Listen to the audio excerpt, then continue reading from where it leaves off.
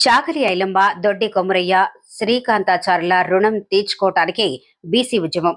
జాతీయ స్థాయిలో బీసీలకు 50% రిజర్వేషన్ల సాధనకు ఉద్యమిస్తాం.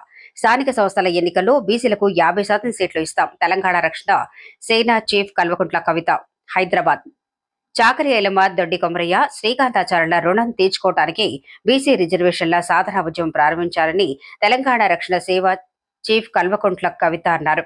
బుధవారం బంజారాహిల్స్ లోని టీఆర్ఎస్ కార్యాలయంలో బీసీ నాయకుల సమావేశం నిర్వహించారు. ఈ సమావేశంలో కవిత మాట్లాడుతూ తాము చేసిన ఉద్యమాలకు దిగివచ్చే రాష్ట్ర ప్రభుత్వం విద్య, ఉద్యోగాల్లో బీసీలకు 42% రిజర్వేషన్లు, స్థానిక సంస్థల్లో బీసీలకు 42% రిజర్వేషన్లు కల్పించేందుకు అసెంబ్లీ కౌన్సిల్లో తీర్మానం చేసి పంపిందన్నారు.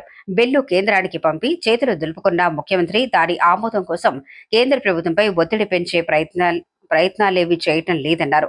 దేశవ్యాప్తంగా బీసీలకు 50% రిజర్వేషన్ల సాధన కోసం ఉద్యమిస్తామని తెలిపారు. రాబోయే స్థానిక సంస్థల ఎన్నికల్లో తెలంగాణ రక్షణ సేన తరపున 50% టికెట్లు బీసీ నాయకులకు ఇస్తామని హామీ ఇచ్చారు.